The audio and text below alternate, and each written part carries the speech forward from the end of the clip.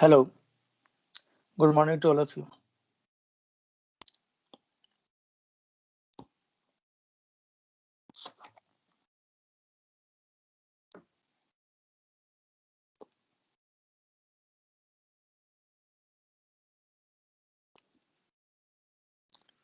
आवाज आ रहा है?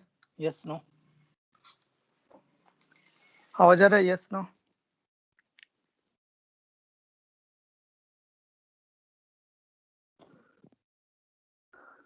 ठीक है। स्क्रीन दिख रही है? Yes no? स्क्रीन दिख रहा है? Yes no? ठीक है, चलिए।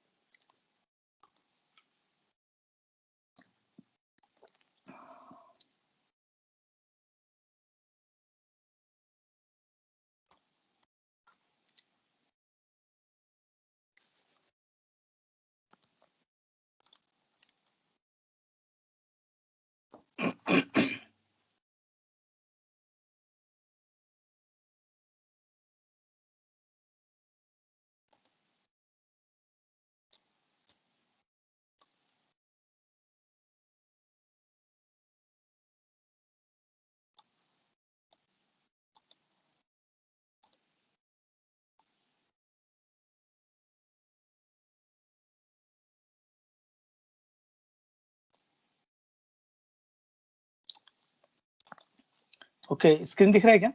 Yes no?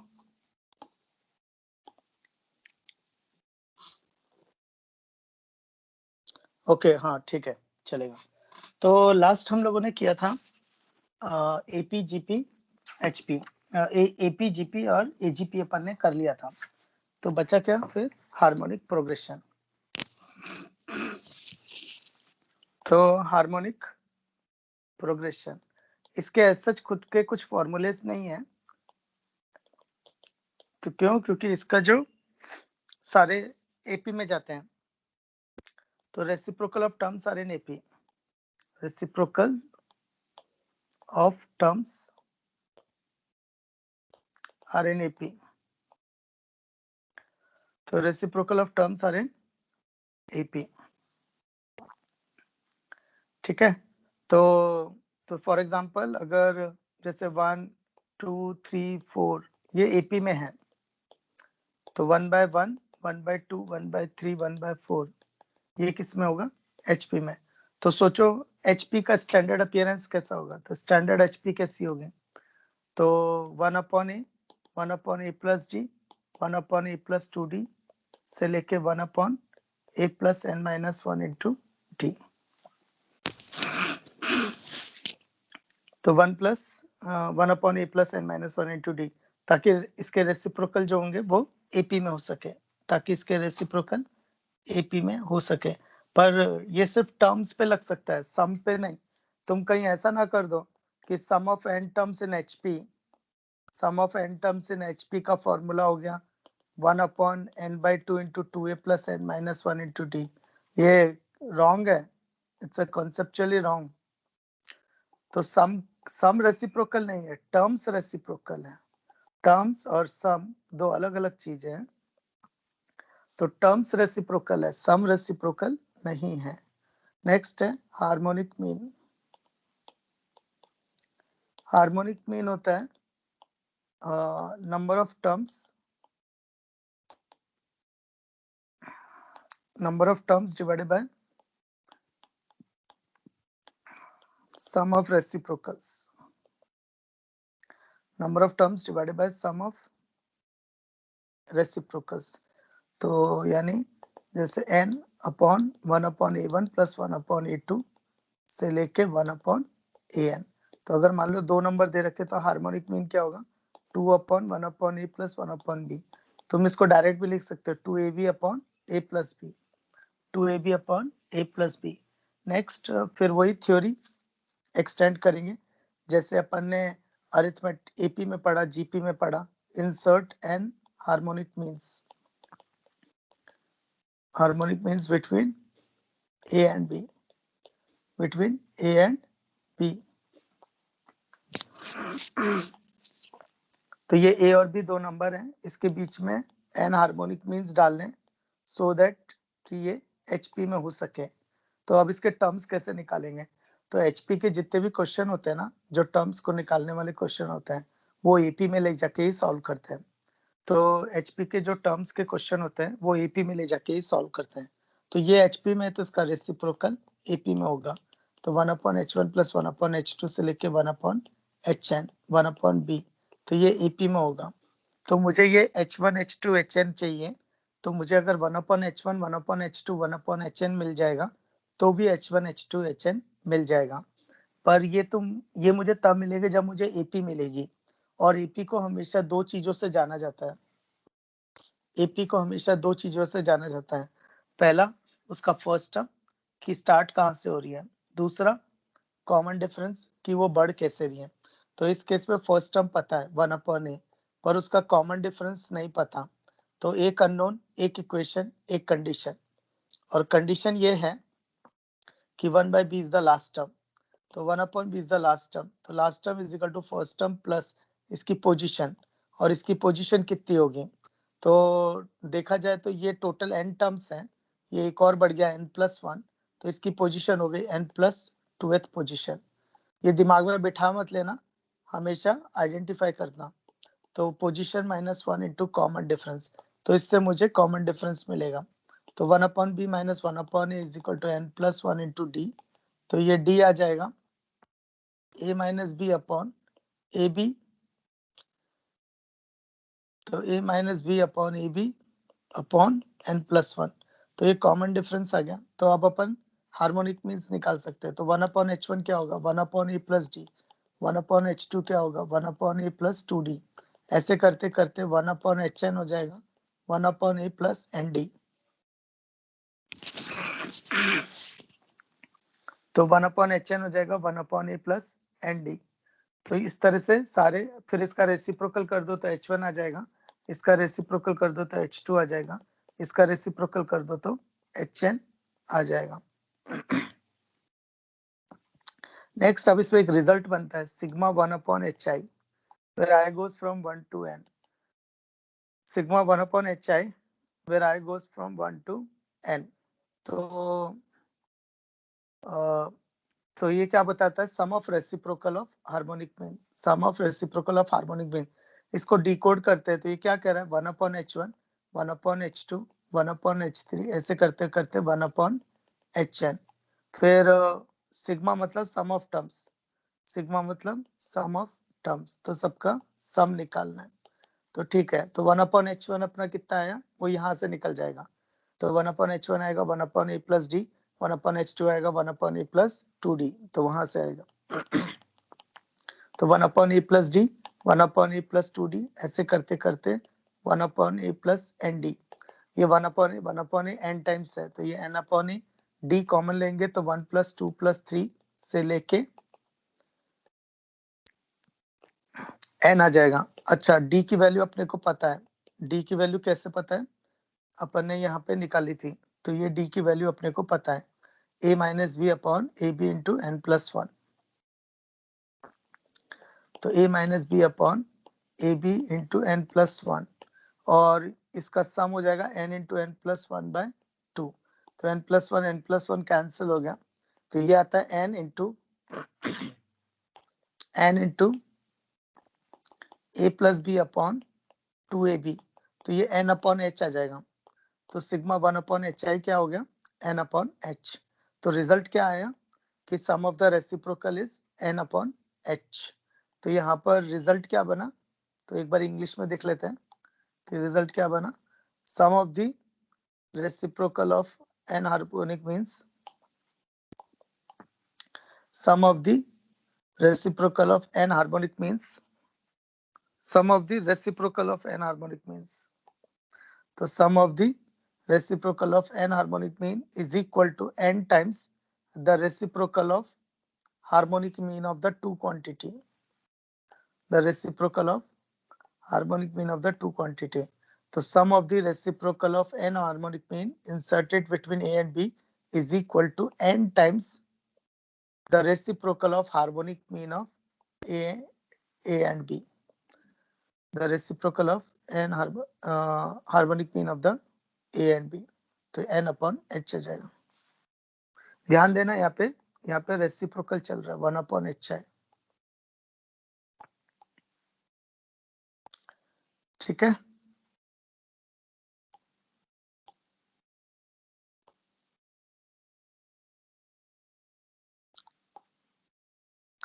तो ये हो गया एचपी का।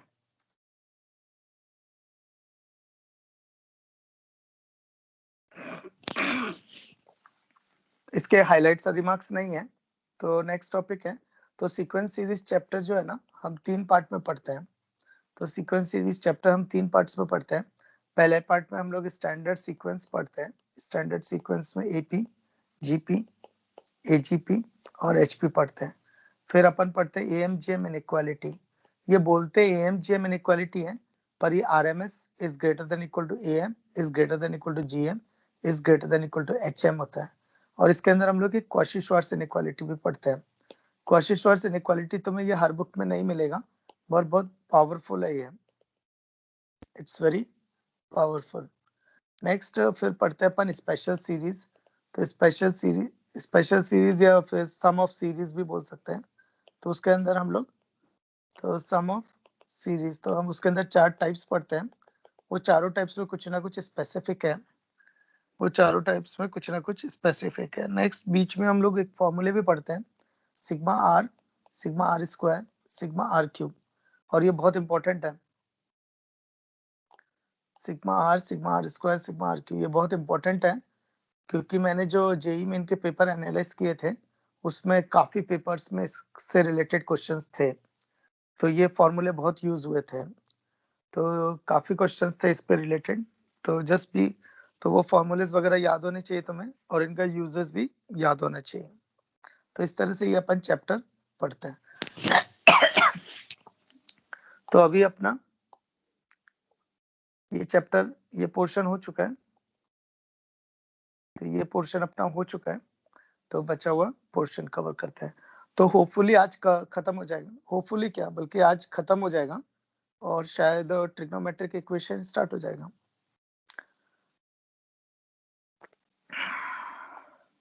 ओके, नेक्स्ट है एएमजीएम इनइक्वालिटी। बहुत पावरफुल है ये एएमजीएम इनइक्वालिटी, इसके भी काफी क्वेश्चन देखे हैं, ये जेई एडवांस में भी बहुत इंपॉर्टेंट है, जेई एडवांस के पॉइंट ऑफ व्यू से भी ये बहुत ज्यादा इंपॉर्टेंट है। एएमजीएम इनइक्वालिटी बहुत खतरनाक है, ये फुल पोर्शन टेस्ट में स्ट्राइक भी नहीं करता कि क्वेश्चन एएमजीएम से जाएगा, तो इसलिए कभी भी क्वेश्चन, जब भी कोई इनइक्वालिटी से रिलेटेड क्वेश्चन हो, इनइक्वालिटी से रिलेटेड क्वेश्चन हो और क्वेश्चन में कभी ऐसा लग रहा हो कि पॉजिटिव नंबर्स, तो तुम एएमजीएम इनइक्वालिटी के बारे में सोच सकते हो। तो कभी भी अगर क्वेश्चन में अगर इनइक्वालिटी की बात चल रही है और पॉजिटिव नंबर्स हैं, तो तुम एएमजीएम इनइक्वालिटी के लिए सोच सकते हो। ठीक है, तो देखो एएमजीएम इनइक्वालिटी को एक्सटेंड करने से पहले कुछ समझाता हूं मैं।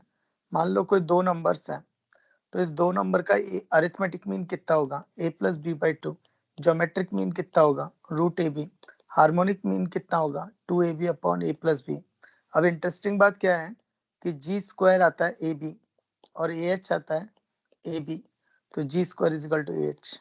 तो ये एक रिलेशन आ गया कि अगर कोई दो नंबर्स है, सिर्फ दो नंबर्स के लिए, सिर्फ दो नंबर्स के लिए, तो अगर कोई दो नंबर्स हैं तो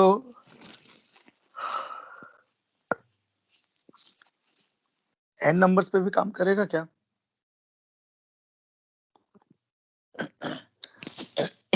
तीन के लिए करके देखता मैं एक बार, A plus B plus C by three upon 3abc upon A B plus B C plus C. हाँ नहीं, सिर्फ दो नंबर पे काम करेगा, तो सिर्फ दो नंबर्स हैं ए और बी, तो G square is equal to A H होगा। G square is equal to A H, इसका एक और मतलब है कि A G H are in G P, A G H are in G P, तो A G H are in G P, तो वो दो नंबर्स के लिए, दो नंबर्स के लिए G square is equal to H and A G H are in G P. Important है सेकेंड पॉइंट। अच्छा नेक्स्ट, ये पॉजिटिव नंबर्स है, ये पॉजिटिव नंबर्स है क्योंकि एएमजीएम इनइक्वालिटी से पॉजिटिव नंबर्स पे काम करती है। अब एएमजीएम इनइक्वालिटी पॉजिटिव नंबर्स पे क्यों काम करती है वो भी अपने को समझ में आएगा। एएमजीएम इनइक्वालिटी पॉजिटिव नंबर्स पे क्यों काम करती है वो भी अपने को समझ में आएगा।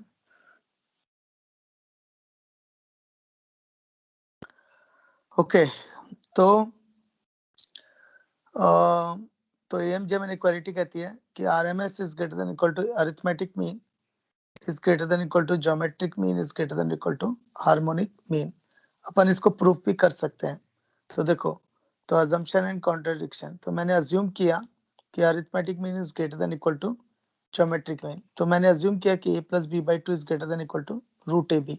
मैंने assume किया कि a plus b is greater than equal to 2 root ab। मैंने assume किया कि a plus b minus 2 root ab is greater than equal to 0। तो ये आ जाएगा root A minus root B का whole square is greater than equal to 0, which is true, क्योंकि square is always positive, which is true.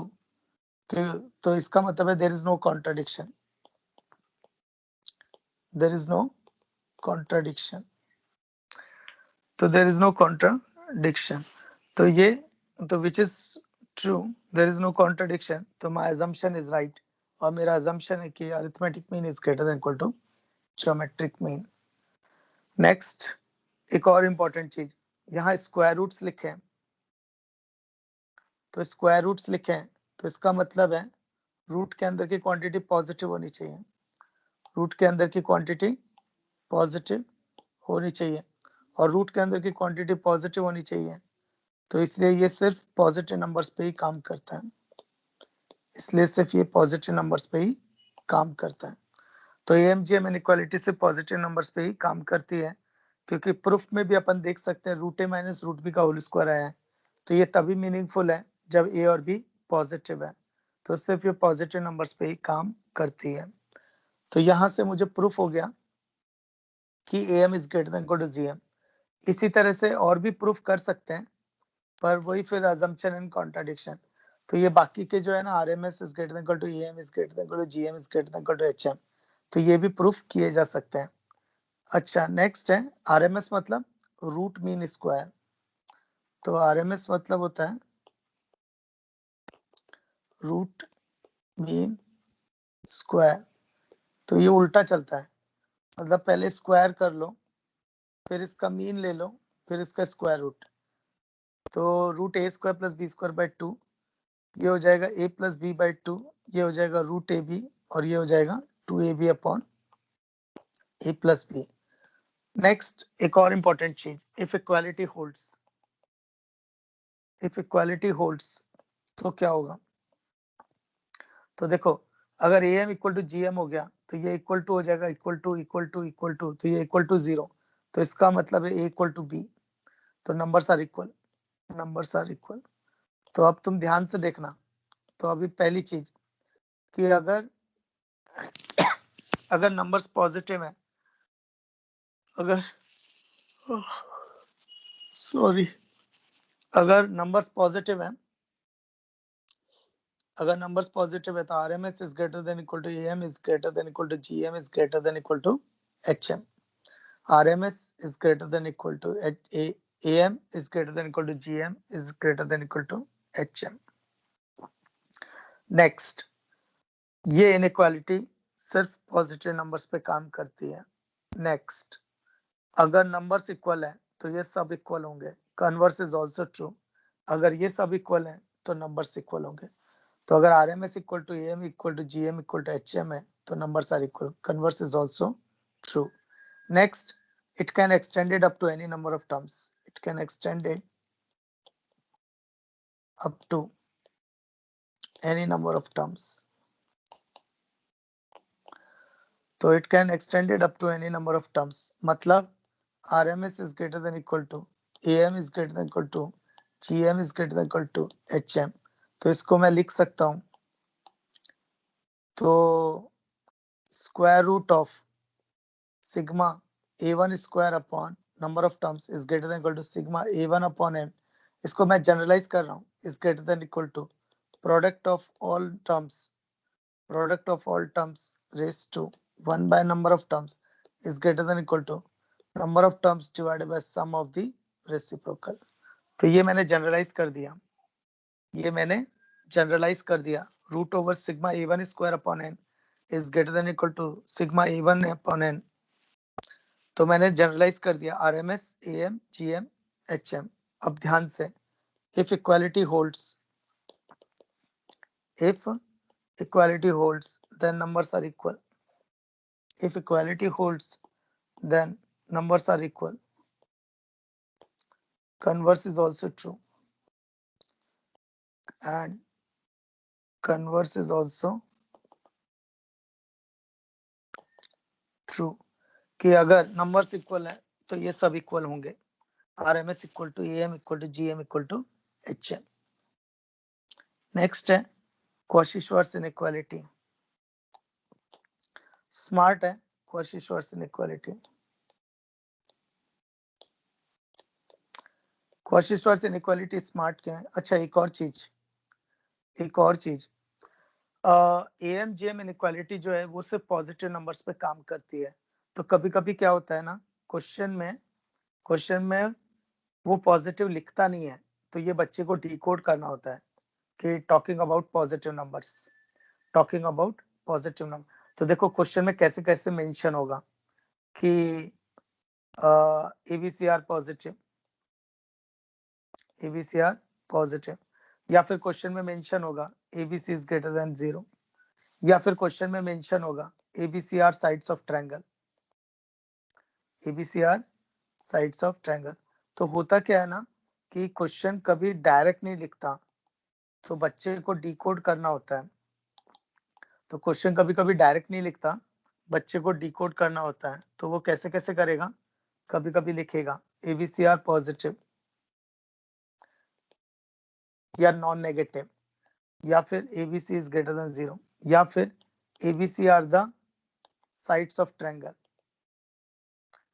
तो ABC are the sides of triangle, और triangle की side length होती है, length is always positive, तो ABC are positive. या फिर LNA, LNB, LNB, LNC log के आगे की क्वांटिटी पॉजिटिव होती है, तो ABC are positive. Root A, root B, root C, root A, root B, root C, मत और रूट के अंदर की क्वांटिटी पॉजिटिव होती है, तो ABC आर पॉजिटिव। तो अपने को ऐसे डिकोड करना पड़ता है।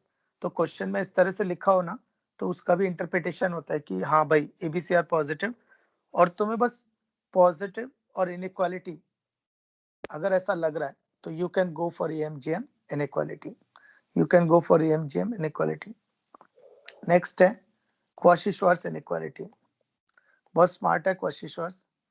क्वाशी-श्वार्ट्ज स्मार्ट इसलिए बोल रहा हूँ मैं क्योंकि ये रियल नंबर्स पे काम करती है। इसका वो नाटक नहीं है कि पॉजिटिव होना चाहिए। तो क्वाशी-श्वार्ट्ज इनइक्वालिटी, तो ये क्या कहती है, ये कहती है sigma A1 square into sigma B1 square is greater than equal to sigma A1 B1 का whole square. Sigma A1 square into sigma B1 square is greater than equal to sigma A1 B1 का square.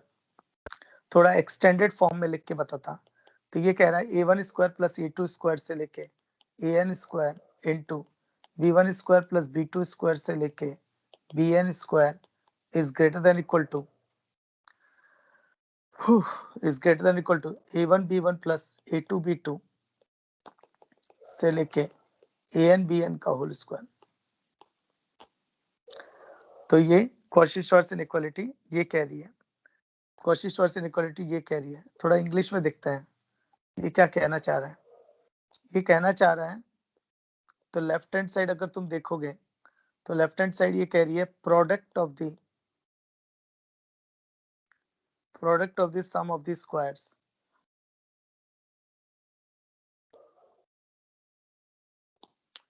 Product of the sum of the squares, ये नहीं भी याद रहा तो कोई दिक्कत नहीं है। इनइक्वालिटी का जो स्टेटमेंट है ना वो याद रहना चाहिए। ये तो जस्ट मेरे को एक्स्ट्रा पता है इसलिए मैं बता दे रहा हूँ। और राइट हैंड साइड क्या लिखी है, square of the sum of the products, sum of the products। next, if equality holds, ये बहुत important है। if equality holds then terms are in a ratio, then terms are in a ratio। तो A1 by B1 equal to A2 by B2 से लेके AN by BN, then terms are in a ratio। तो अगर then terms are in a ratio,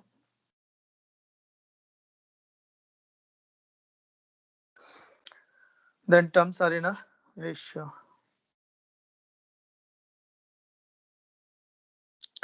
okay अब एक और चीज आती है कि भाई तुम्हें स्ट्राइक कैसे करेगा कि क्वाशी-श्वार्ट्ज इनइक्वालिटी लगेगी, तुम्हें स्ट्राइक कैसे करेगा कि क्वाशी-श्वार्ट्ज इनइक्वालिटी लगेगी। तो देखो कुछ कुछ तरीके हैं। पहला तो अगर AMGM काम नहीं कर रही तो सोच सकते हैं। दूसरा एक है, अगर तुम्हें कभी ऐसा दिखे प्रोडक्ट प्रोडक्ट और सम, प्रोडक्ट प्रोडक्ट सम, तो सोच सकते हो क्वाशी-श्वार्ट्ज इनइक्वालिटी। या फिर है ना स्क्वायर्स का सम दिखाई दे, और ये दिखेगा तुम्हें, कभी देखना ट्रिगो में दिखेगा sine square A plus sine square B plus sine square C, तो ऐसे कर करके कुछ कुछ दिखता है। तो कभी कभी अगर स्क्वायर का सम दिखाई दे तो भी तुम सोच सकते हो क्वाशी-श्वार्ट्ज। एक्चुअली फंडा पता है क्या होता है, तुम्हें बस ये सोचना होता है कि ये चीज किधर मिल रही होगी या ये चीज कैसे क्रिएट की जा सकती है। सो दिस इज द स्मार्टनेस। अभी ऐसा नहीं है ना 10th बोर्ड की तरह 10 पॉइंट याद कराया और तुमने उसमें से 8 पॉइंट लिख के आ गए। वैसे तो तुम इतने स्मार्ट हो कि 10 पढ़ आए लेकिन 12 लिख के आते हो, क्योंकि तुम 10th इस तरह से पढ़ के आए हो कि तुम्हें पढ़ाते 10 है फिर भी तुम 12 लिख के आ जाते हो। लेकिन यहाँ थोड़ा एक्स्ट्रा सोचना पड़ता है कि ये चीज़ कैसे क्रिएट की जा सकती है, इसका क्या मतलब है। तो मैथ्स में ना तुम्हें लैंग्वेज पढ़नी आनी चाहिए। लैंग्वेज पढ़नी आ लैंग्वेज पढ़ना मतलब कि क्वेश्चन को देखते ही वो ऑब्जर्वेशंस आना, उससे रिलेटेड चीज़ें आ जाना दिमाग में। तो क्वेश्चन को सॉल्व करना फिर आसान हो जाता है। ठीक है? 5 मिनट का ब्रेक।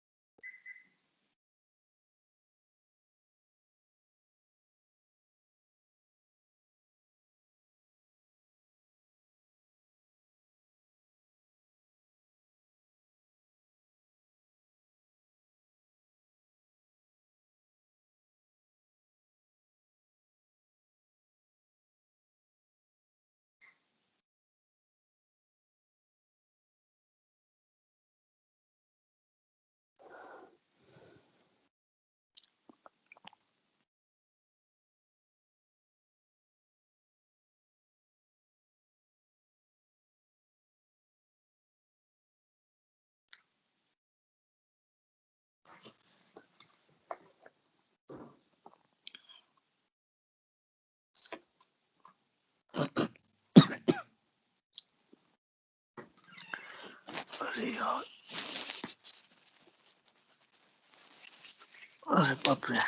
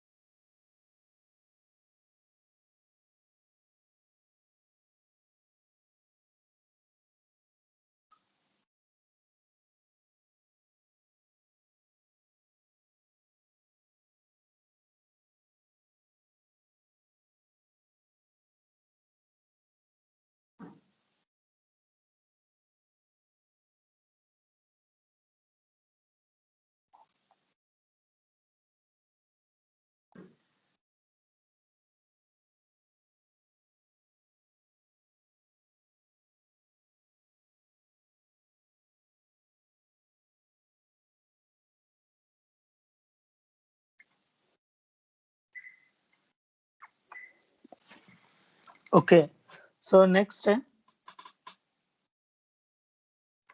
पेंसिल की। ओके, नेक्स्ट इसका प्रूफ। तो कॉची-श्वार्ट्ज इनइक्वालिटी का प्रूफ।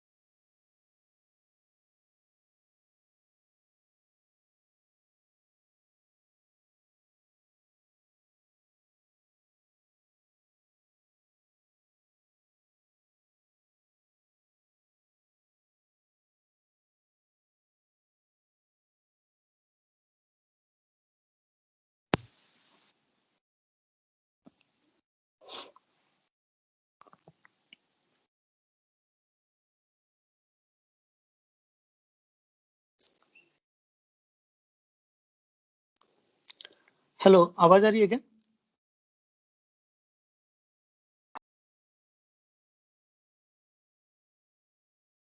और स्क्रीन दिख रहा है क्या? हाँ सर। ठीक है, चलेगा। ओके, तो वो डिस्कनेक्ट हो गया और मैंने इधर पढ़ा दिया एक्चुअली। तो बैकग्राउंड में पता नहीं चलता डिस्कनेक्ट हो गया कि नहीं हो। ठीक है, अभी आवाज आ रही है और स्क्रीन दिख रही है। तो मैं फिर से रिपीट करता कि कॉची-श्वार्ट्ज इनइक्वालिटी का प्रूफ। तो मैंने क्या किया, एक b1 वेक्टर माना, तो b1 एक वेक्टर माना, फिर मैंने एक b2 एक वेक्टर माना, और angle between vector cos theta is equal to b1 dot b2 upon mod b1 mod b2, है ना। नेक्स्ट है कि तो cos theta is equal to b1 dot b2 upon mod of b1 mod b2। तो b1 dot b2 क्या हो जाएगा, sigma a1 b1 plus a2 b2 plus a3 b3। Recording pause हो गई क्या? चेक करना पड़ेगा।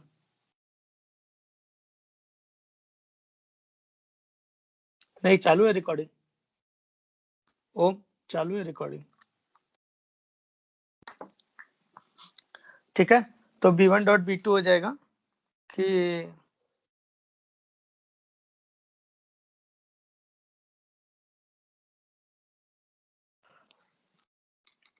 तो a1 b1 plus a2 b2 plus a3 b3, नीचे मॉड b1 होगा root a1 square plus a2 square plus a3 square, और mod b2 हो जाएगा root over b1 square plus b2 square plus b3 square. ठीक है, next इसको cross multiply कर दिया and then squaring both the side. तो ये आ गया sigma a1 square into sigma b1 square is greater than equal to sigma a1 b1 का होल स्क्वायर। नेक्स्ट है, अच्छा यहाँ पे ये भी समझ सकते हैं कि अगर if equality holds, if equality holds, तो इफ इक्वालिटी होल्ड्स तो क्या होगा, ये इक्वल टू 1 हो जाएगा। तो cos थीटा इक्वल टू 1, तो यानी थीटा इक्वल टू 0 डिग्री, तो यानी पैरेलल वेक्टर्स,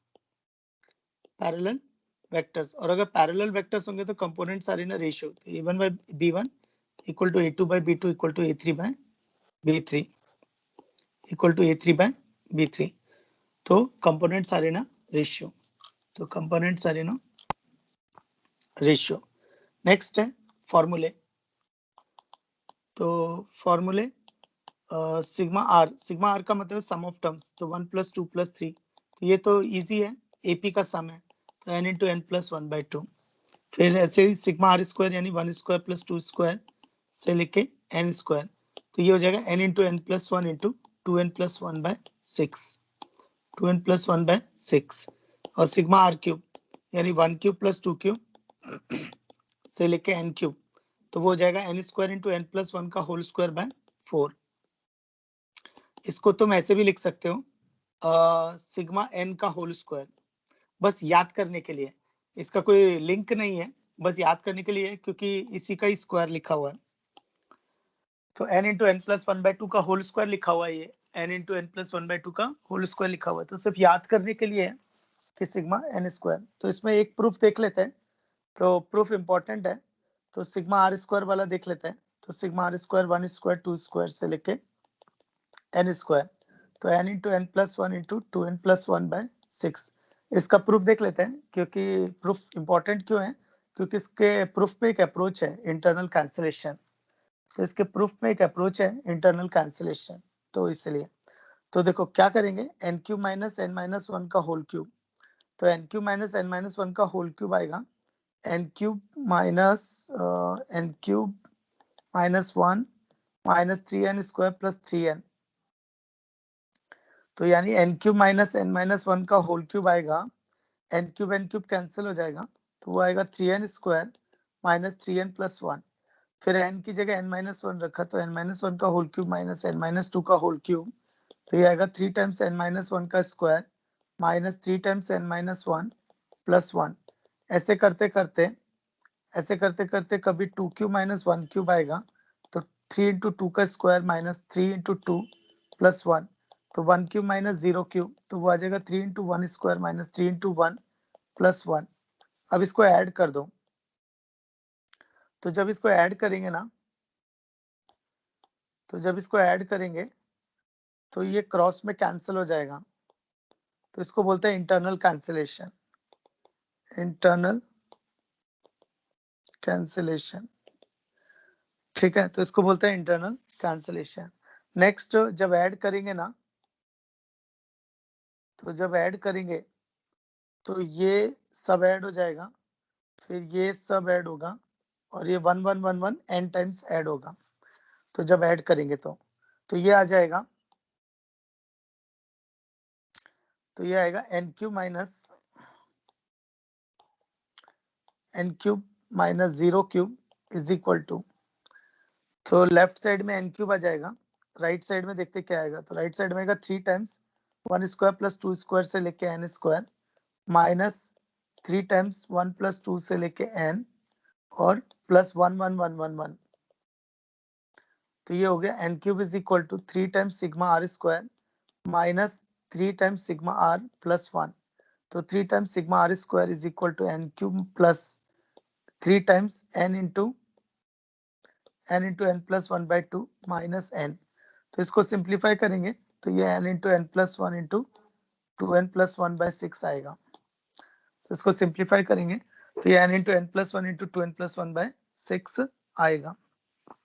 ठीक है, तो ये फॉर्मूलेज याद होने चाहिए, और मैंने देखा है कि जेई मेन में ना बहुत यूज हुआ है, इवन ये जेई एडवांस के लिए भी इम्पोर्टेंट है, पर जेई मेन के इतने सारे पेपर्स में भी काफी क्वेश्चंस है इस पर बेस्ड, एंड जेई एडवांस के लिए भी इम्पोर्टेंट है। ओके, तो चैप्टर का थर्ड पार्ट है सीरीज, सम ऑफ सीरीज। तो सम ऑफ सीरीज में टाइप वन में भी दो मेथड है, दोनों ही मेथड इंपॉर्टेंट है, दोनों ही मेथड इंपॉर्टेंट है। तो टाइप वन और टाइप वन में दोनों ही मेथड इंपॉर्टेंट है, तो मैं करता, तो s is equal to 1 into 3 plus 2 into 3 into 4 plus dot dot dot उसका nth टर्म, तो मुझे इसका सम करना है। तो मेथड वन, पहले मेथड वन समझते हैं।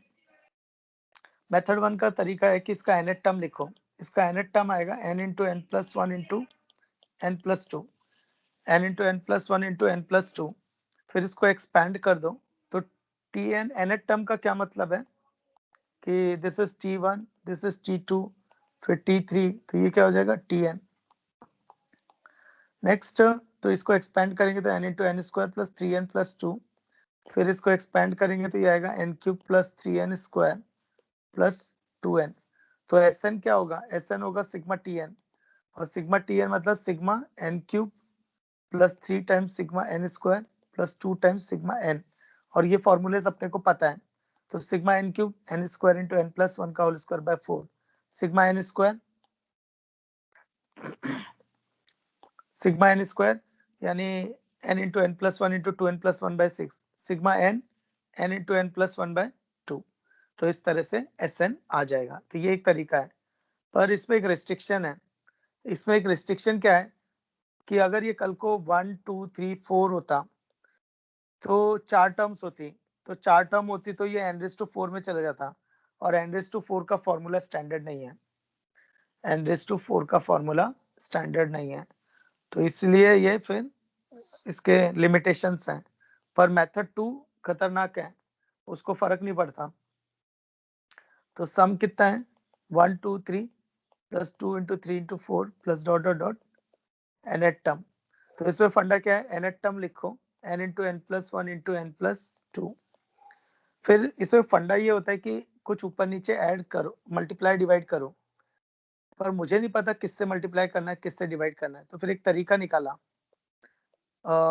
Next term of the last term, next term of the last term, तो next term of the last term, तो यहाँ लास्ट टर्म है n प्लस 2, उसका अगला टर्म कौन होगा n plus 3 minus previous term of the first term, तो previous term of the first term, previous term of the first term, तो previous term of the first term, तो यहाँ पे फर्स्ट टर्म कौन है, n, और उसकी प्रीवियस टर्म कौन है, n-1। तो तुम अगर नोटिस करोगे तो यहाँ पे क्या हो रहा है, एक 4 जनरेट हो रहा है, यहाँ एक 4 जनरेट हो रहा है जो दिखाई नहीं दे रहा, n+3 माइनस ऑफ n-1, तो ये 4 है। तो ये 4 आया कहाँ से, तो एक्चुअली ये 4 आया था 4 से ऊपर नीचे मल्टीप्लाई करके, तो ये हो जाएगा nth टर्म हो जाएगा 1/4। तो ये 4 को ब्रेक करके लिखा है इन्होंने, 4 को ब्रेक करके लिखा है इन्होंने, क्या मैंने लिखा है, तो 4 को ब्रेक करके लिखा है। पर मुझे क्या पता था कि 4 होगा, कोई बच्चा 6/6 भी सोच सकता था, 7/7, 8/8, तो ये 4 का पता नहीं था। तो फिर तरीका ये निकाला, next term of the last term minus previous term of the first term, next term of the last term minus previous term of the first term. तो ये हो जाएगा 1/4, फिर अंदर आ जाएगा n into n+1 into n+2 into n+3 minus n-1 into n into n+1 into n+2। ऐसा करने से क्या हुआ, ऐसा करने से क्या हुआ, ऐसा करने से क्या हुआ, तो इंटरनल कैंसिलेशन, इंटरनल कैंसिलेशन। तो ऐसा करने से क्या होगा, इंटरनल कैंसिलेशन। कैसे, बीच में माइनस होना चाहिए और एक Vn है तो दूसरा Vn+1 होना चाहिए, अगर एक Vn है तो दूसरा Vn+1 होना चाहिए। कभी कभी ये टेक्निकल वर्ड मिलेगा, टेलीस्कोपिक सीरीज, टेलीस्कोपिक सीरीज, मैं इतना बोलता नहीं उसको, कुछ फर्क नहीं पड़ता, अपने को क्वेश्चन सॉल्व करने से मतलब है। तो तुम बस ध्यान में क्या रखो कि कभी भी जब इंटरनल कैंसिलेशन करते हैं तो बीच में माइनस होना चाहिए, और एक अगर Vn है तो दूसरा Vn+1 होना चाहिए। Vn कोई भी हो सकता है, ये भी हो सकता है, ये भी Vn+1। अब क्वेश्चन का लेवल बढ़ाते हैं, तो क्वेश्चन का लेवल बढ़ाते हैं तो कभी कभी क्या होता है, कभी कभी क्या होता है कि अगर एक Vn है तो दूसरा Vn+2 होता है, तो क्या होगा, तो क्या होगा, 2-2 का गैप चल रहा होगा, तो क्या होगा, 2-2 का गैप चल रहा होगा, तो 2-2 का gap.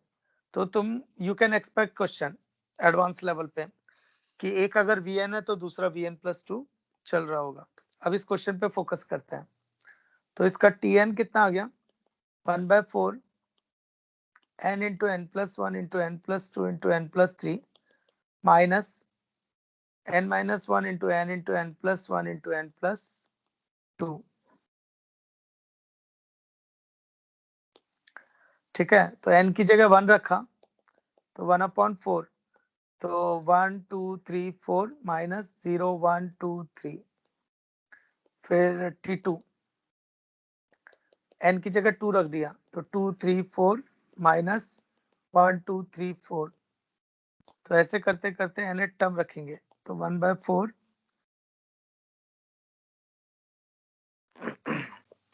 n into n+1 into n+2 into n+3 minus n-1 into n into n+1 into n+2।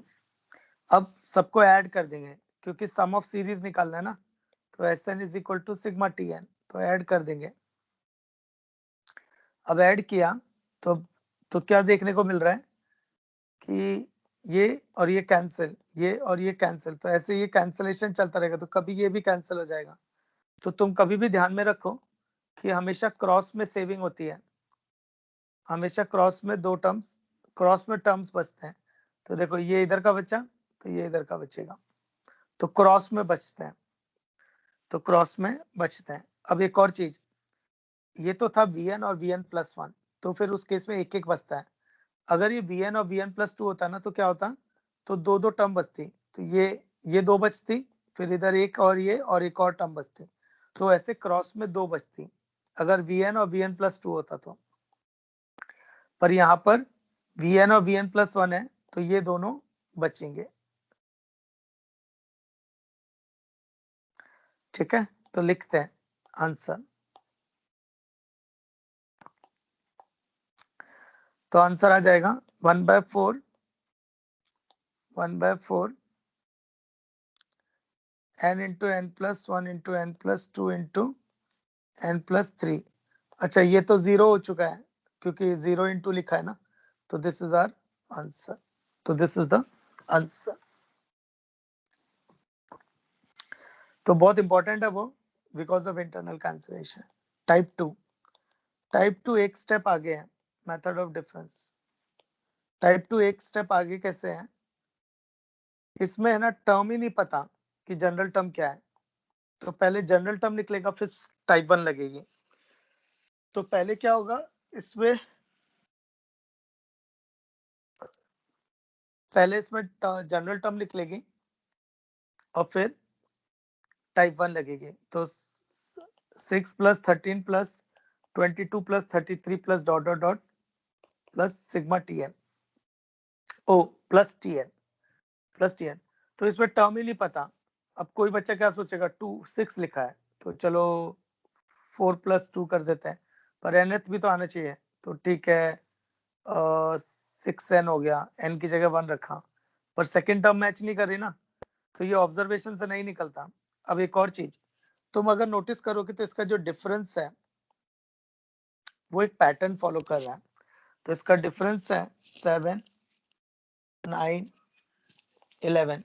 तो इसका जो डिफरेंस है वो एपी में है, तो इसलिए इसको बोलते हैं मेथड ऑफ डिफरेंस। तो इसका डिफरेंस जो है वो एपी में है। कभी कभी ऐसा भी होगा कि डिफरेंस का डिफरेंस एपी में होगा, कभी कभी ऐसा भी होगा कि डिफरेंस का डिफरेंस एपी में। तो it's a pure JEE advance question, it's very difficult. तो अगर डिफरेंस का डिफरेंस एपी में होगा तो क्वेश्चन का लेवल बहुत बढ़ जाएगा, लेंदी हो जाएगा और प्योर जेई एडवांस होगी।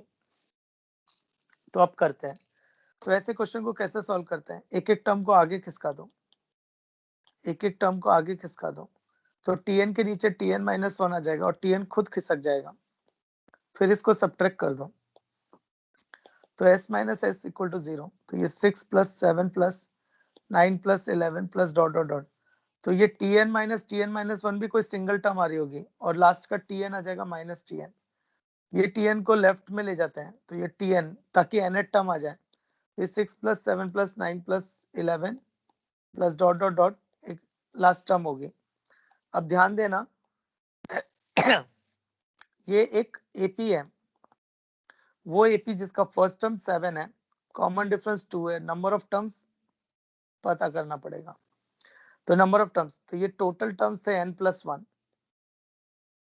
ये टोटल टर्म्स है n+1, पर ये राइट में, ये लेफ्ट में चली गई, तो ये लेफ्ट में चली गई तो n हो गया, इसको मैं ले नहीं रहा तो ये n-1। तो टोटल टर्म्स कितने हो गए, n-1। तो n-1 हो गए, तो लगाओ सम ऑफ n टर्म्स। तो number of terms divided by 2 into double of the first term plus number of term -1 into common difference. इसको करेंगे सॉल्व। तो ये tn is equal to 6 plus n-1। Next ये 2 ऊपर नीचे कैंसिल हो जाएगा, 2 ऊपर नीचे कैंसिल होगा तो अंदर बचेगा 7 प्लस n-2, 7 प्लस n-2। तो tn is equal to 6 plus n-1 into 5 plus n। इसको एक्सपेंड करेंगे तो 6 plus 5n minus 5 plus n square minus n। तो tn is equal to n square plus 4n plus 1 आ गया। तो n square plus 4n plus 1 आ गया, लेकिन चेक कर लो इसको। तो देखो n इक्वल टू 1 रखा, तो 1 रखा तो t1 आएगा 1 प्लस 4 प्लस 1 यानी 6। सही आ रहा है, सही आ रहा है, क्योंकि पहला टर्म क्या था 6, पहला टर्म था 6, तो सही आ रहा है। लेकिन कई बच्चे क्या करते हैं जोश जोश में, अरे हाँ यार सही आ रहा है चलो आगे बढ़ जाते हैं, पर ऐसा नहीं करने का। हमेशा कम से कम 3 तक चेक करना, कम से कम 3 तक चेक करना। तो t2 t3, तो n इक्वल टू 2 पे देखते हैं। तो 4 प्लस 8 प्लस 1, 3 पे 9 प्लस 12 प्लस 1, तो कितना आएगा देख लेते हैं। 8 4 12 और 1 13, 12 9 12 और 1 13 9 22। तो देखो सही आ रहे हैं, 6 आ गया, 13 आ गया, 22 आ गया। अब अगर मान लो फोर्थ टर्म मैच नहीं कर रहा तो फिर तो अपनी ही किस्मत फूटी है, तो फिर तो अपनी ही किस्मत खराब है। 3 मैच करके बहुत बड़ी बात है भाई, 3 मैच कर गए तो नेक्स्ट है तो सीरीज का सम, तो S N is equal to sigma T N. Sigma T N मतलब sigma N square plus 4n minus 4n plus 1।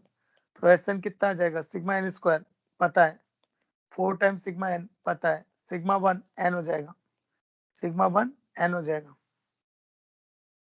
तो सिग्मा 1 एन हो जाएगा। तो इस तरह से ये वैल्यूज निकलेगी।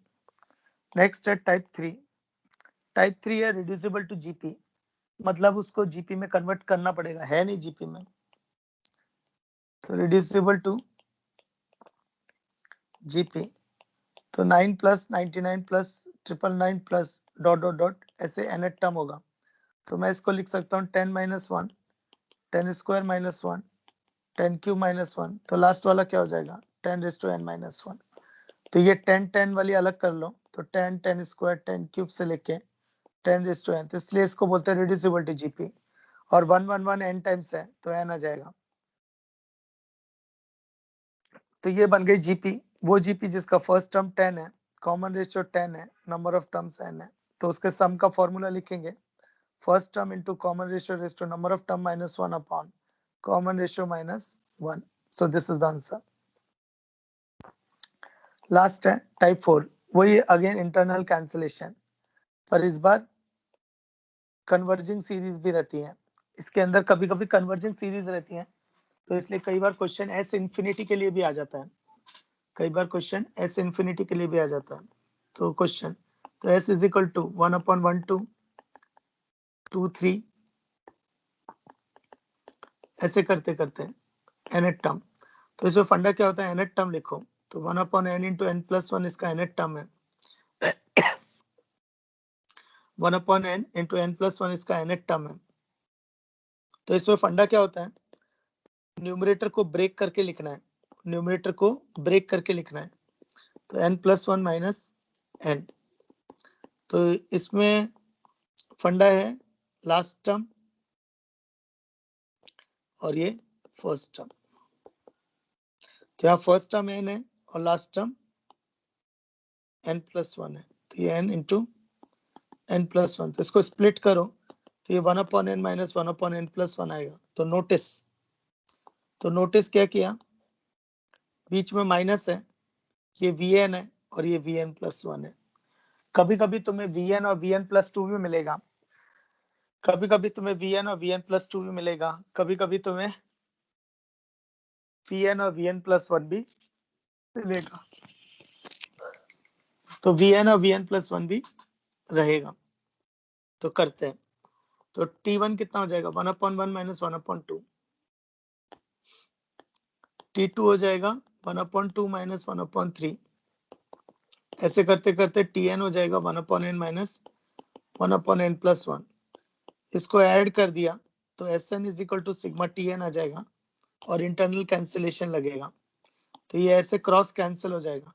तो देखो ना, तो इधर का पहला बचा और इधर का, तो क्रॉस में बचेगा, हमेशा हमेशा क्रॉस में बचेगा। और अगर ये vn और vn प्लस 2 होता तो ऊपर 2 बचते, नीचे भी 2 बचते।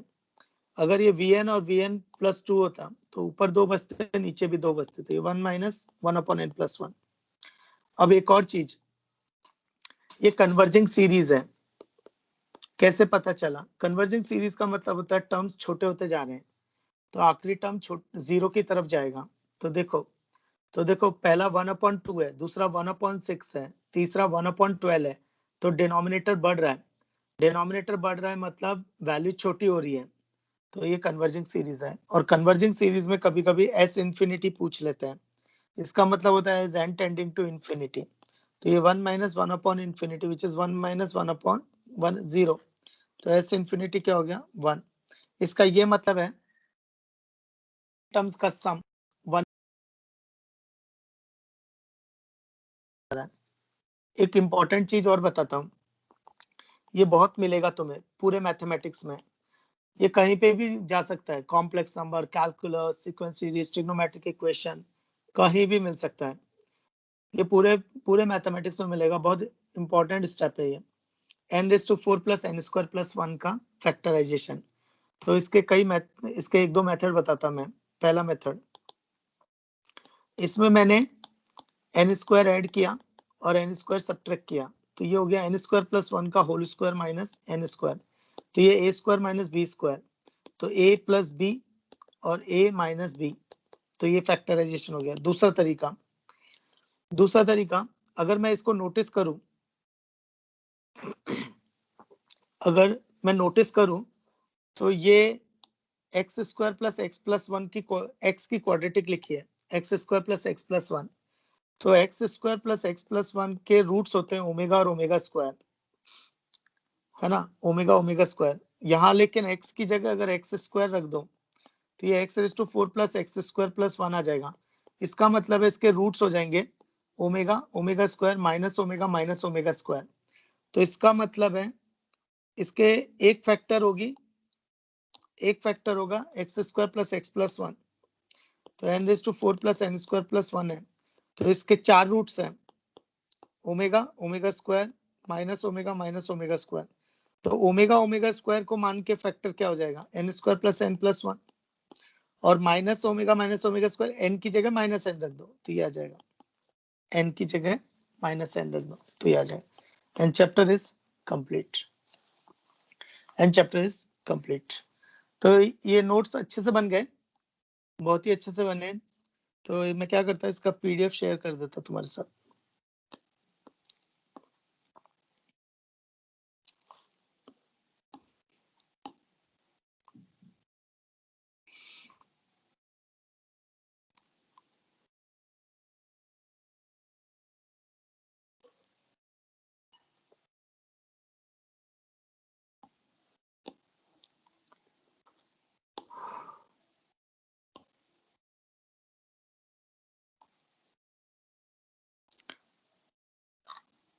अनुज सर, आप शीट डिस्कशन लेने वाला? नहीं, शीट डिस्कशन नहीं लेने वाला।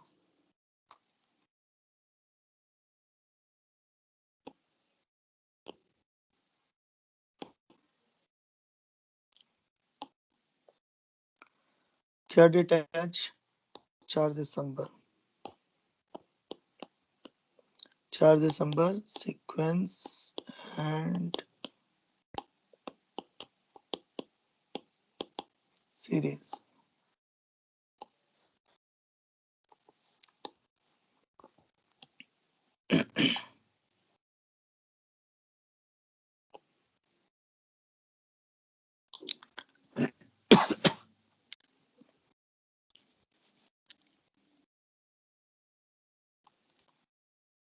ओके, फाइल शेयर किया मैंने। Atharva Rathi sir, when will 2D start? Tomorrow, कल स्टार्ट हो जाएगा। पाएगा पर कल 2D स्टार्ट हो जाएगा।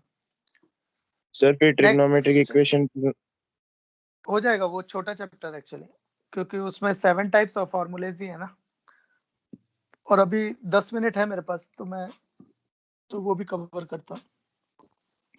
ये पीडीएफ देख लो एक बार, शायद तुम्हें अच्छा लगे।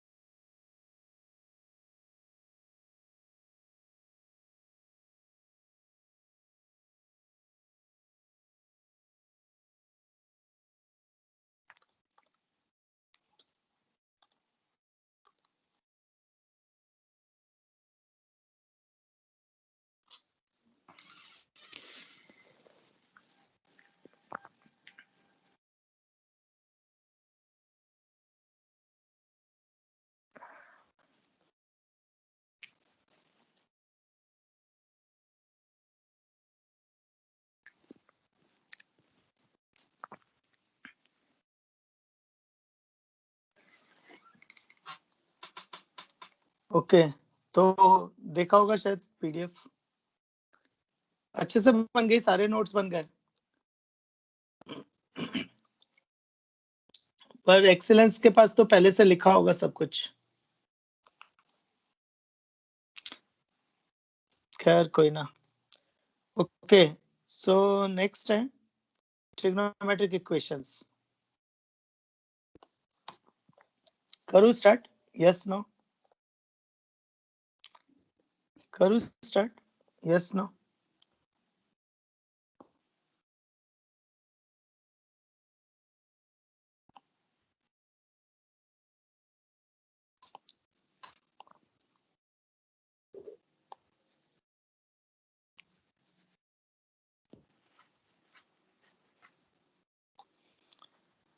ओके, चलेगा। नेक्स्ट है ट्रिग्नोमेट्रिक इक्वेशन। ट्रिग्नोमेट्रिक इक्वेशन, तो देखो, तो नेक्स्ट है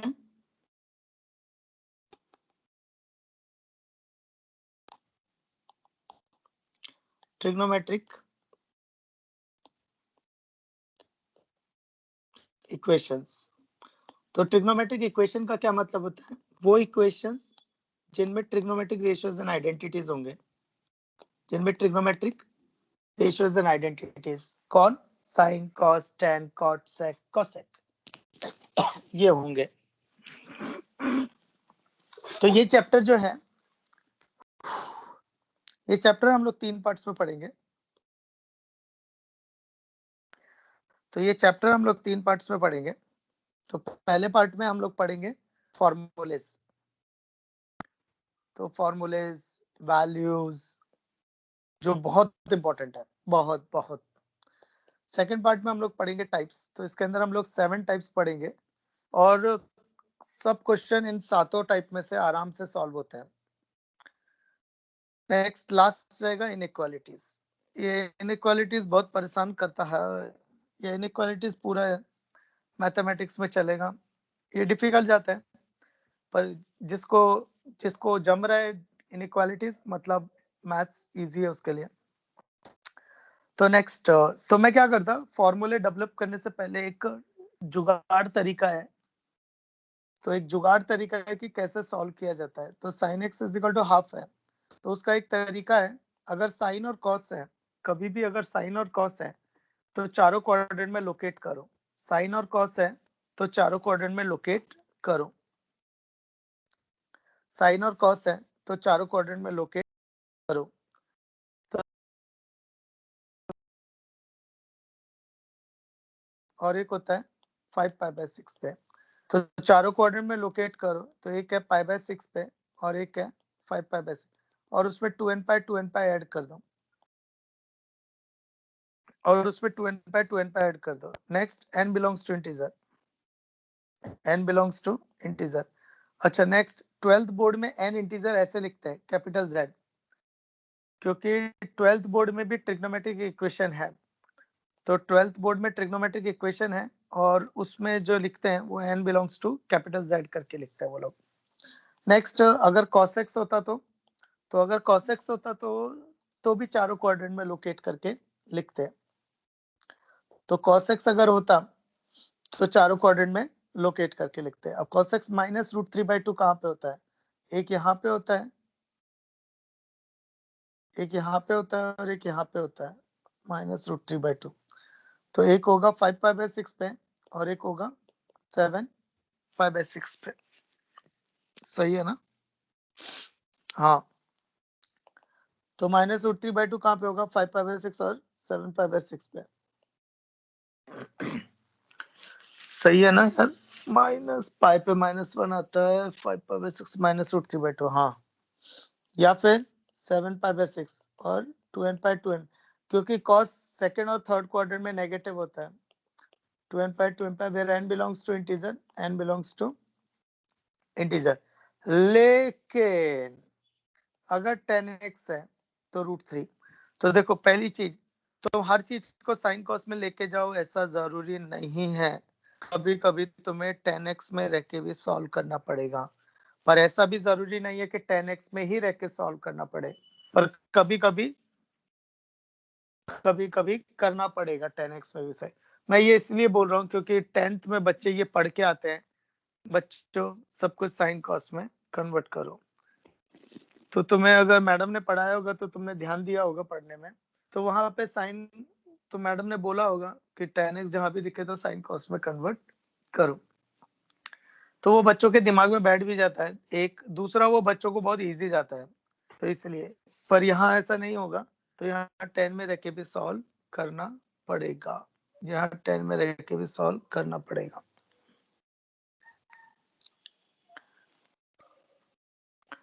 तो यहाँ 10 में रह के भी सॉल्व करना पड़ेगा। तो 10x में क्या करते हैं, 10x में फर्स्ट एंड फोर्थ क्वाड्रेंट में लोकेट करते हैं, 10x में फर्स्ट और फोर्थ क्वाड्रेंट में लोकेट करते हैं। तो 10x के केस में फर्स्ट या फोर्थ क्वाड्रेंट, सिर्फ फर्स्ट या फोर्थ और n पाई ऐड करेंगे। तो इसका क्या रीजन है कि n पाई और 2n पाई ऐड करते हैं। तो 10x के fourth quadrant root theta is equal, तो theta is equal to pi by 3, और यहाँ पे n पाई ऐड किया जाता है, n बिलोंग्स टू इंटीजर। ऐसा क्यों, तो sin x और cos x में 2 पाई ऐड करते हैं, क्यों, क्योंकि sin x का टाइम पीरियड 2 पाई होता है और cos x का जो टाइम पीरियड होता है वो भी 2 पाई होता है, और tan x का टाइम पीरियड जो होता है लेकिन वो पाई होता है। तो tan x का जो टाइम पीरियड होता है वो पाई होता है। तो ये रीजन है कि हम लोग 10x के केस में n पाई ऐड करते हैं। तो तुम अब ध्यान में रखो, sin x cos x में चारों क्वाड्रेंट में लोकेट करते हैं और 2n पाई ऐड करते हैं, और tan x के केस में फर्स्ट एंड फोर्थ क्वाड्रेंट में लोकेट करते हैं और n पाई ऐड करते हैं, n पाई ऐड करते हैं। नेक्स्ट है, there are two types of solution, two types of solutions। तो two types of solution, first है जनरल सॉल्यूशन, दूसरा है प्रिंसिपल सॉल्यूशन। तो जनरल सॉल्यूशन होता है जो कि इन टर्म्स ऑफ n रहता है, इन टर्म्स ऑफ n, और प्रिंसिपल सॉल्यूशन होता है कि क्लोज इंटरवल 0 से लेके open interval 2 pi. Be careful, open interval 2 pi. और अगर तुम्हें क्रॉस चेक करना है तो you can cross check with NCERT book, cross check with NCERT book. तो क्लोज इंटरवल 0 से ओपन इंटरवल 2 पाई। ठीक है, बाकी का कल करते हैं। इसका पीडीएफ बना के भेजू क्या, भेज देता। ठीक है, तो बाकी का करते हैं। एंजॉय।